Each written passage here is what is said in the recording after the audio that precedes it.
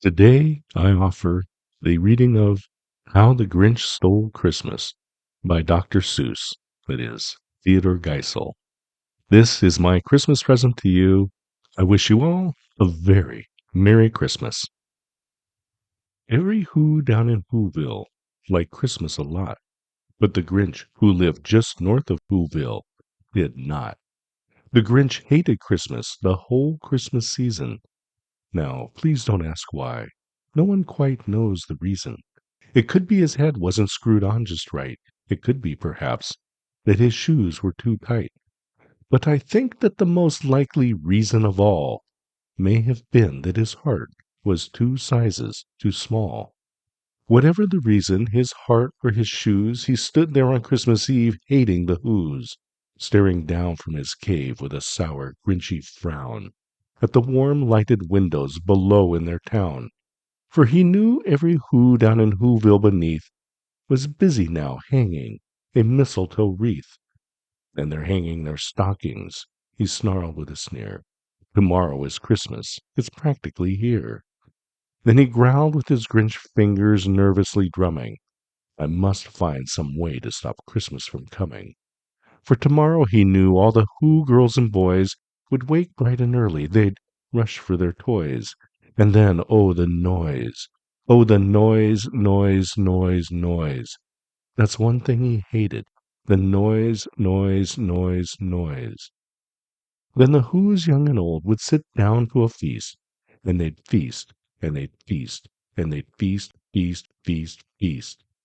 They would feast on Who pudding and rare Who roast beast, which was something the Grinch couldn't stand in the least.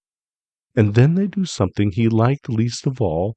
Every Who down in Whoville, the tall and the small, would stand close together with Christmas bells ringing.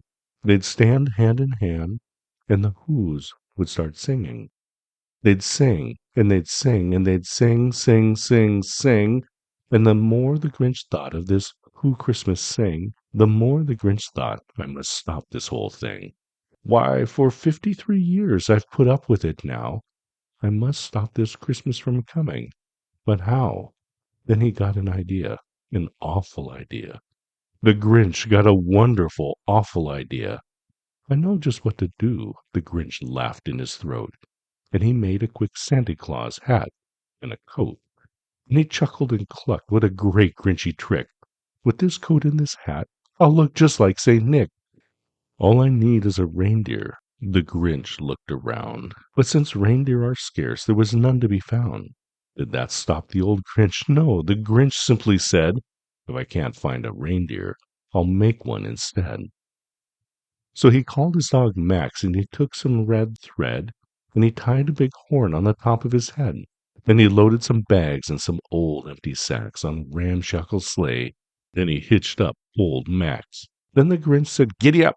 And the sleigh started down toward the homes where the Whos lay a snooze in their town. All their windows were dark. Quiet snow filled the air.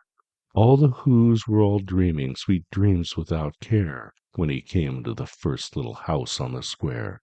"This is stop number 1," the old Grinchy Claus hissed, and he climbed to the roof, empty bags in his fist. Then he slid down the chimney, rather a tight pinch. But if Santa could do it, then so could the Grinch. He got stuck only once, for a moment or two. Then he stuck his head out of the fireplace flue, where the little Who stockings all hung in a row. These stockings, he grinned, are the first things to go. Then he slithered and slunk, with a smile most unpleasant, around the room, and he took every present. Popguns and bicycles, roller skates, drums, checkerboards, tricycles, popcorn and plums, and he stuffed them in bags. Then the Grinch very nimbly stuffed all the bags, one by one, up the chimney.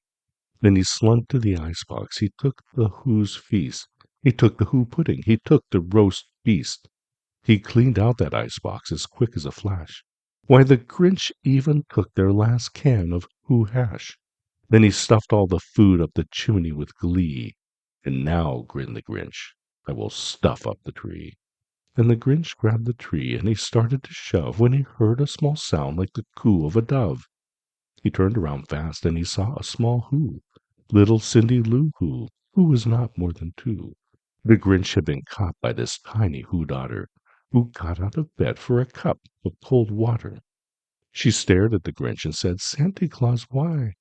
Why are you taking our Christmas tree? Why?" But you know that old Grinch was so smart and so slick. He thought up a lie, and he thought it up quick. "Why, my sweet little tot," the fake Santa Claus lied, "there's a light on this tree that won't light on one side. So I'm taking it home to my workshop, my dear. I'll fix it up there, and I'll bring it back here." And his fib fooled the child, and he patted her head, and he got her a drink, and he sent her to bed. And when Cindy Lou Who went to bed with her cup, he went to the chimney and stuffed the tree up. Then the last thing he took was the log for their fire. Then he went to the chimney himself, that old liar. On their walls he left nothing but hooks and some wire.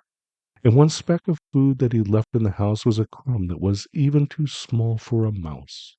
And he did the same thing to the other Who's houses, leaving crumbs much too small for the other Who's mouses.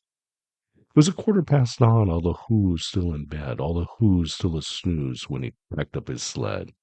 Packed it up with their presents, the ribbons, the wrappings, the tags and the tinsel, the trimmings, the trappings.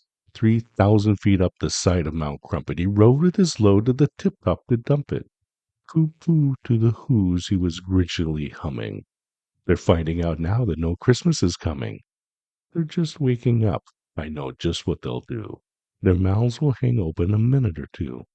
Then the Who's down in Whoville will all cry boo-hoo. "That's a noise," grinned the Grinch, "that I simply must hear."